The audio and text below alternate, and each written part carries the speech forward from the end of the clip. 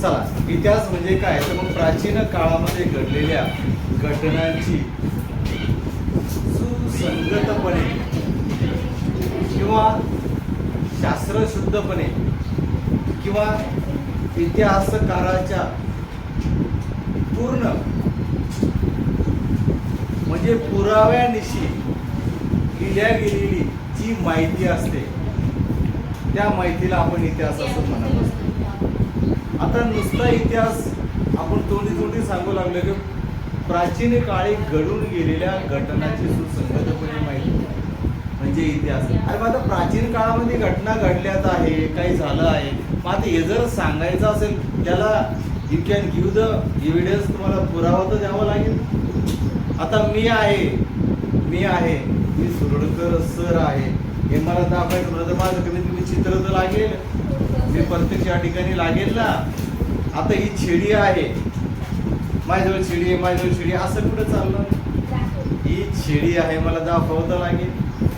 मग त्याच वेळेस तुम्ही म्हणाल की छेडी आहे, तुम्ही तिला मांडणार.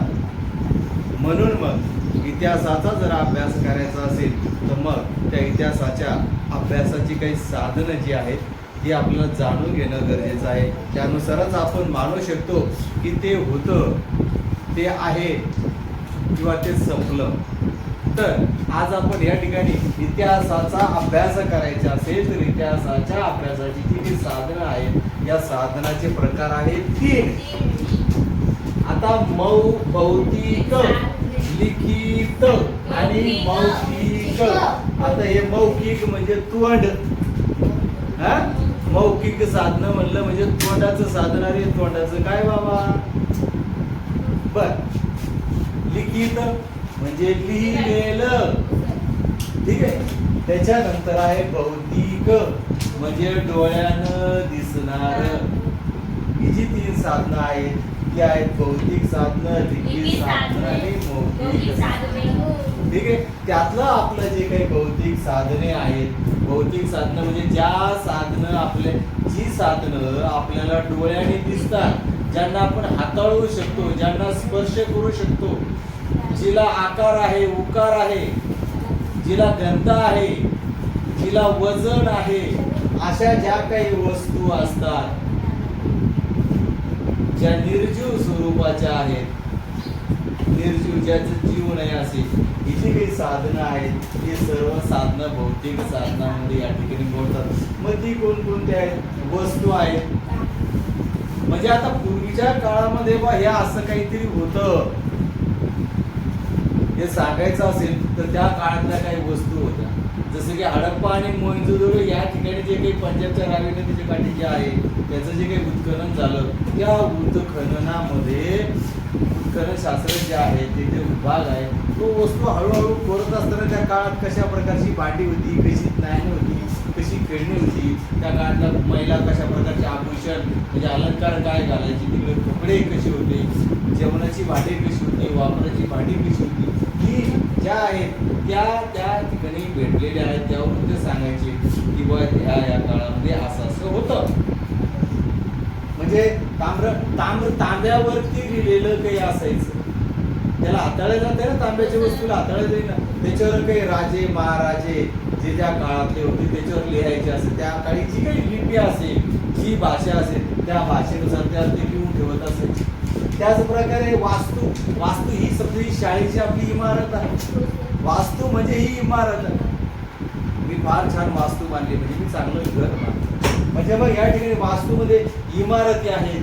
इंग्रजांच्या काळामध्ये अनेक पूल बांधले गेलेले आहेत जेणेकरून जे आतापर्यंत पडलेले नाही.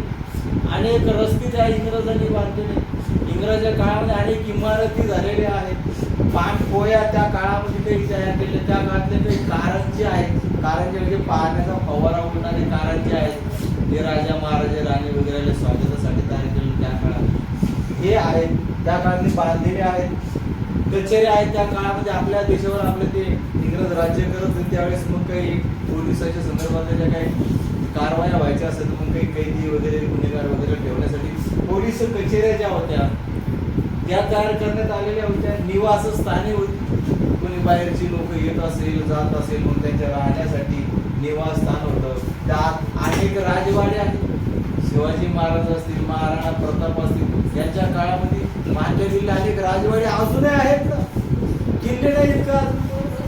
राजवाडे आहेत, महल आहे, ब्रिटिशचा मकबरा आहे, पान चक्की आहे. तसे अनेक वेगवेगळ्या जिल्ह्यामध्ये वेगवेगळ्या प्रकारच्या वास्तू अजूनही बांधलेल्या आहेत. त्यामध्ये या ठिकाणी किल्ले येतात. किती किल्ले आहेत? या ठिकाणी भौतिक साधनामध्ये किल्ले येत आहेत. तुरुंग त्या काळामध्ये मग आपले लोक होते, त्या लोकांना ते तुरुंगात डांबून ठेवत असेल. अनेक किल्ले आहेत. त्यानंतर राष्ट्रीय स्मारके आहेत. राष्ट्रीय स्मारकामध्ये काय आहे?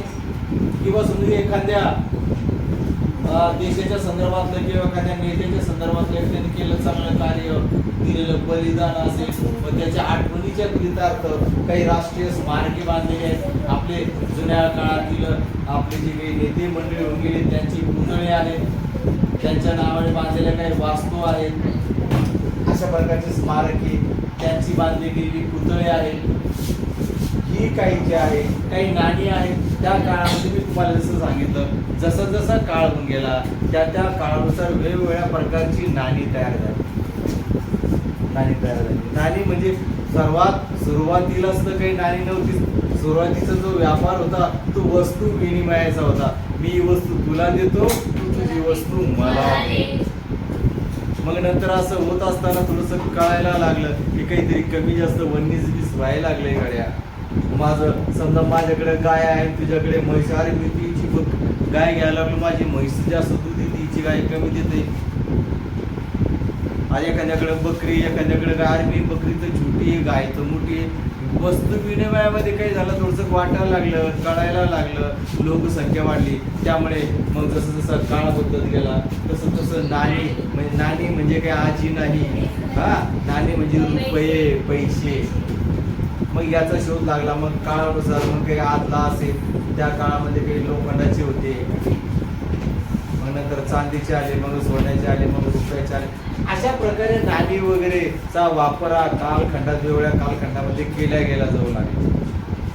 मग ते जे होते, जे साधनं होती, ते कोणत्या काळामध्ये ते होतं ते त्याच्यावर लिहून सुद्धा ठेवलेलं आहे. मग ही जी काही साधनं आहेत ती सगळी कशामध्ये मोडतात? ही भौतिक साधनामध्ये या सगळ्या गोष्टी मोडत असतात, एक लक्षात ठेवा. त्याच्यानंतर दुसरं आहे लिखित साधने, म्हणजे लिहून ठेवलेलं आहे. काय काय होतं? कारण कसं होतं, जसं जसं काळ बदलत गेला, कारण सुरुवातीला जर म्हणलं तर लिपीचा शोध नव्हता, लिखाणाचा शोध नव्हता, भाषा किंवा लिपी किंवा आताचे मुळाक्षरे किंवा ABCD वगैरे काय होतं असं काही नाही. परंतु त्या काळात सुद्धा काहीतरी गणल्या जायचं, मोजल्या जायचं, लिहिल्या जायचं त्या त्या काळानुसार. लक्षात आलं? मी काय सांगितलं की मी सांगायचो किंवा भाषा तयार होत असताना त्या काळामधला सगळे जे लोक जंगलात वनामध्ये हिंडायचे असते, आपण हे करायचो, जनावरं पाळायचो, जंगलात घेऊन जायचो. मग एखाद्या जे काही गोठा वगैरे असेल त्या गोठ्यातून एक बकरी बाहेर सोडली किंवा एक मेंढी सोडली किंवा एक गाय सोडली, एक बाहेर सोडली गाय, असा समजा तो गोठा आहे, एक बाहेर सोडली की एक खून करायची, दुसरी सोडली की दुसरी खून करायची, तिसरी सोडली की दुसरी खून करायची. मग नंतर पुन्हा संध्याकाळी येत असताना ती आली का असं कट करायची, ती आली का अशी कट करायची, ती आली का एखादी आली नाही तर तसंच राहून जायचं. मग शोधाचं काहीतरी कमी जास्त झालं. हे आपण ज्यावेळेस कशी कोकणी त्यावेळेस तुम्हाला सांगितलं. तर अशा प्रकारे जे आहे जसं जसं शोध लागला तसं तसं. तर त्या काळामध्ये काही लेख सुद्धा होते. मग लेख सर तुम्ही लेख म्हणून राहिले, लेख म्हणजे लेख पेपरामध्ये येत असतं बघा, लेख मोठ्या पानामध्ये असतं, लिहिलेलं असायचं. त्या काळात बुरजपत्र म्हणजे त्या ठिकाणी जे जम्मू काश्मीरमध्ये मोठमोठे झाडं असायची, मोठमोठे उगायची, त्या झाडाची पानं असायची, ती पानं वाळवल्या जायची. त्या वाळलेल्या पानात त्या काळातली जी काही लिपई असायची, बोरू नावाचं वगैरे असं जे झाड असायचं, त्या झाडाचं हे करायचे, झाडाच्याच पानाचं रस तयार करायचे, त्या रसाची शाई तयार करायची, त्या झाडाच्या बोरूच्या पानाला टोप करायचे. त्या काळात जी लिपी असेल त्या लिपीनुसार ते काय करायचे, बुरजपत्रावरती लिखाण करायचे आणि ते लिहून ठेवायचे. नंतर त्या काळानुसार ते समजून ठेवण्याची व्यवस्था या काळामध्ये होती. म्हणजे लेख होते, शिलालेख. प्रत्येक राजा महाराजा जो राजा येऊन जायचा तो त्याच्या आठवणीमध्ये मी या काळामध्ये होऊन गेलो म्हणून तो त्याच्या शील म्हणजे दगड, त्या दगडावरती ते लिहून ठेवायचे. दगडावरती कुरून लिहून ठेवतो. जसं की आता आपण समजा की या ठिकाणी औरंगाबादला गेलं तर पानचिकी वगैरे पाहिली असेल तुम्ही, तर ती पानचिकी त्या काळात अजूनही पाण्यावर चालते, जातं फिरत राहते. अनेक प्रकारचे जे काही शिलालेख आपल्याला आपल्या भारत देशात अनेक ठिकाणी त्याच्यावरती लिहून ठेवलेले, कोरून ठेवलेले, एवढं सुंदर अक्षर आहे, एवढ्या सुंदर अशा कलाकृती ज्या आहेत शिलालेख दगडावरती लिहून ठेवलेले, कोरून ठेवले, अजून जसे तसं आहे. गुरुजीबद्दल तुम्हाला म्हणलं पान आहे. त्यानंतर ताम्रपट, तांब्याच्या वरती पत्र्यावरती जशी जशी समृद्ध, जो राजा समृद्ध जसा असेल त्या त्या समृद्धीनुसार तो काय करत, तांब म्हणजे सोनं असेल, चांदी असेल, त्याच्याकडे जेवढी समृद्धी त्याच्यावरती लिहून त्या काळात ते लिहून ठेवत असायचे. मग त्या ठिकाणी ताम्रपट, तांब्याच्या पत्त्यावरती सुद्धा लिहून गुरुजपत्र, गुरुज म्हणजे पान, तर गुरुजपत्र असायचं. ताम्रपट आज्ञा सुद्धा ते काय करायचे, त्याच्यावरतीच आज्ञा पण लिहून काढत असायची. ती आज्ञा सुद्धा त्या काळात होत्या. आता तसं आता काळ बदलला आहे. म्हणजे काळानुसार जर आपण बघायला गेलो तर आता सरळ सरळ या आधुनिक काळात, सध्या काळात सगळ्याचा शोध लागल्यामुळे आता जे लिखित साधने जे आहेत त्या लिखित साधनामध्ये पत्रव्यवहार आपण करतो, नोंदी ठेवतो, काय खाल्लं, कसं खाल्लं, कुठे गेलं, काय केलं. वृत्तपत्रे आहे, पेपर आहे, लोक चरित्र लिहितात, लोकांची नियतकालिके रोज निघणारे नियतकालिका असतात, दैनिक असते म्हणजे रोज निघणारा पेपर, साप्ताहिक असतो म्हणजे 7 दिवसांनी निघणारा पेपर, पाक्षिक असतो म्हणजे 15 दिवसांना असतो, मासिक असतो म्हणजे महिन्यात निघणारा पेपर असतो. त्याच प्रकारचे अनेक रेकॉर्ड्स असतात. अनेक आपण तहसील कार्यालय असेल किंवा पंचायत समिती असेल किंवा जिल्हा परिषदेमध्ये असेल किंवा मग दवाखान्यात असेल किंवा महानगरपालिकेवर रेकॉर्ड्स ठेवलेले असतात. जन्म मृत्यूची नोंद, जसे की आपल्या शाळेमध्ये रेकॉर्ड आहे, प्रवेश निर्गमचा रेकॉर्ड आहे आपल्याकडे. तुम्ही किती वर्षाने आलात तरी प्रवेश निर्गमचा रेकॉर्ड राहतो. तुमचा जन्म किती झाला, आईचं नाव काय, वडिलाचं नाव, गावाचं नाव, त्या प्रकारचे रेकॉर्ड्स आता आपल्याला बघायला भेटतात. आत्मचरित्र, स्वतःच्या बाबतीमध्ये लिहिलेलं जे काही ठिकाण आहे ते आत्मचरित्र असतं. काही अनेक पुस्तकं लिहिलेली आहेत. त्यानंतर नकाशे आहेत जे दिसतात ते आपल्या नकाशे आहेत. काही आराखडे असतात तयार केले इंजिनियर लोक वगैरे, आरोडी पुंजारा, तोरवडी पुंजारा, काही आराखडे तयार केले असतात. हे सगळं जे काही साहित्य आहे हे कशामध्ये येतंय, लिखित साधनामध्ये येत असतं. त्याच्यानंतर पुढचा जो काही इतिहास साधनामधला जो काही प्रकार आहे तो आहे मौखिक साधने. आता समजा थोड्या वेळापूर्वी इतिहास होऊन गेला, जे मी तुम्हाला साधने सांगली तो इतिहास होऊन गेला, काल बाह्य झाला. तर आता या ठिकाणी आता सध्या मौखिक मध्ये मी तुम्हाला बोलतोय, सांगतो. तर त्या काळामध्ये जे होते, भारताला स्वातंत्र्य मिळवण्यासाठी लिखाणाचं काही साधन वगैरे काही नव्हतं. तो मग स्फूर्ती गीत गायल्या जात असायची. भारत माता की जय, वंदे मातरम, अशा प्रकारे काही हर हर महादेव, जय भवानी, जय शिवाजी असं काय म्हणलं का आपल्या अंगामध्ये काय होतं, रक्त संचारतंय. मग असं काही स्फूर्तिगीत म्हटलं तिला तर माणसाचं रक्त सळसळायचं आणि मग लढायला तयार होतं. त्या काळात काही स्फूर्तिगीते असायची. हे काय मौखिक फक्त तोंडाने बोलल्या जायचं, ते काही लिखित नसायचं, लिहिलेलं नसायचं, फक्त बोलल्या जायचं, लोक ऐकायचे आणि ते लक्षात ठेवायचे. मध्ये दुसरीकडे जाऊन ते म्हणायचे. त्या काळाच्या लोकांची मेमरी स्ट्रॉंग, कारण त्यांना माहिती दिली की साधन काही नाही, आपल्याला ऐकायचंच आहे आणि आपल्याला लक्षातच ठेवायचंय, तर लक्षात ठेवत असेल. त्याच्यानंतर लोकगीतं गायतात, आया गातात. आता समजा आता या ठिकाणी वेगवेगळा कार्यक्रम वाटला, तुम्ही पण आहे लग्नाच्या ठिकाणी, हळदी ठिकाणी बायका बा काहीतरी गाणं वगैरे म्हणतात ना, काहीतरी गाणं वगैरे म्हणतात ना, असतं ते तुम्ही काहीतरी करता येते सगळं. हे लोकगीत आहे. कोणी लिहिलेले माहिती का आपल्याला, माहिती नसते. पण आपली आजी म्हणली, मग लेख म्हणली का म्हणली, आपली आजी म्हणली, मग माय म्हणली वगैरे वगैरे. हा सगळा प्रकार जो आहे तो चालत असतो. पोवाडे आहे, अनेक पोवाडे आहेत. पंचराजाने काय काय कला केलेली आहे, जशी कला केली असेल तर त्या संदर्भात ते लिहिलेले असतात. आणि मग ते गायक लोक ते वाचतात आणि गातात, म्हणतात, पुन्हा अंगामध्ये काय रक्त संचारतंय आणि पुन्हा आपण तत्पर होतो लढण्यासाठी. लोककथा आहे, लोककथा आहे. एकदा काय झालं, एक राजा होता, एक राणी होती, त्याला 2 मुलं होते. हे असं होतं, हे तसं होतं, ते तसं होतं. हे सांगत आलं. मी तुम्हाला सांगितलं तुम्ही मोठे झाले, तुम्ही काय करणार, तीच कथा तुमच्या पोराला, तीच कथा दुसऱ्याला, तुमची पोरं ते ऐकणार, ते त्याला. अशा प्रकारच्या ज्या लोककथा आहेत त्या सुद्धा आहेत. ओव्या आहेत, जसं की बहिणाबाई चौधरीच्या ओव्या वगैरे जे असते, जसे करे, अरे संसार जसं तव्या चुल्यावर दोन्ही हाताला चटके मग मिळते भाकर वगैरे वगैरे. अशा अनेक ज्या काही ओव्या आहेत, या ओव्या त्या तोंडी म्हटल्या जात असायच्या. तोंडी म्हटलेले इतर लोक ऐकत असायचे. ऐकल्यानंतर ते पुढंच ते कॅरी फॉरवर्ड होत जायचं. त्याचप्रमाणे आता सध्याच्या काळात आपण मेळे भरतात. मेळे म्हणजे वेगवेगळ्या प्रकारचे समजा दिवाळी त्याचे कार्यक्रम भंडारा वगैरे ठेवले, मेळे राहतात, त्या डान्स करतात जत्रेमध्ये वगैरे वगैरे. मेळे जलसे भरतात. जलसे म्हणजे अनेक लोक एकत्र येतात. मुस्लिमाचा जो जलसा काहीतरी असतो त्या अंगात वगैरे असे काही जलसे वगैरे असतात. त्यानंतर कलापथके, नाटकं वगैरे करणं, कलापथक नाटक वगैरे दाखवणं. गावात राहतात एखाद्या घटनेच्या बाबतीमध्ये ते काय करतात सविस्तर त्या नाटकाच्या रूपामध्ये दाखवण्याचा प्रयत्न त्या ठिकाणी केला जातो. त्याचप्रमाणे आता सध्या बघितलं तर टी व्हीवरती असेल किंवा कुठं असेल मुलाखती घेतल्या. मुलाखती म्हणजे आपण काही प्रश्न तयार करायचे समोरच्या व्यक्तीला त्या विषयातल्या ज्या संदर्भातली जी समस्या आहे त्या समस्येवरती त्या विभागातल्या त्या व्यक्तीला बोलून त्याच्यावरती प्रश्न करून मुलाखती घेतले जात असते. त्याचप्रमाणे प्रसंग वर्णने. आता समजा त्या काळामध्ये अनेक प्रकारचे यॉंग शॉंग वगैरे असेल, त्या काळचे जे काही प्रवासी असायचे ते येत असायचे, वास्को दी गामा असेल,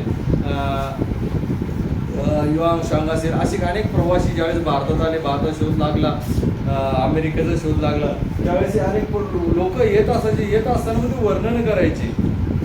आम्ही इथून बसलो, असं झालं, इथं हे लागलं, तिथं ते लागलं, तिथे ते लागलं.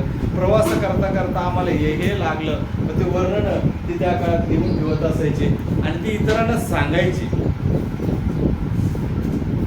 ते सांगायचे काढले की साधनं नव्हतं, हे काय होतं मौखिक होतं. मग ते काय करायचं, मी इथून बसलो, असं झालं, तिथून बसलो, तसं झालं, तिथून तो भेटला, तिथून भेटला. तो ऐकायचा, तो इतरांना सांगायचा.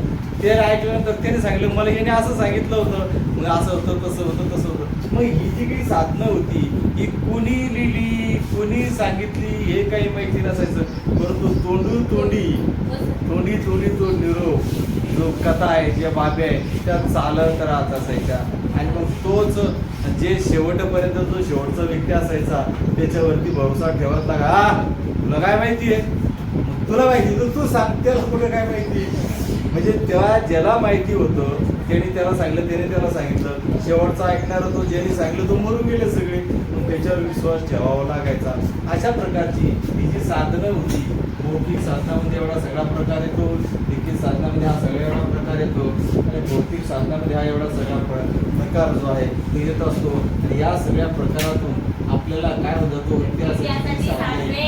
यातूनच इतिहास साधनातून काय होतो, इतिहासाचा अभ्यास हा जो आहे, इतिहासाचा अभ्यास खरा आहे का खोटा आहे त्यानुसारच आपण त्यावरती विश्वास आपण ठेवू शकतो. नाहीतर इतिहासातल्या कोणत्याही गोष्टी सहज आपण मान्य करणार नाही. आपण का मान्य करतो, कारण या ठिकाणी भौतिक साधने आहेत, लिखित साधने आहेत आणि मौखिक साधने आहेत म्हणून.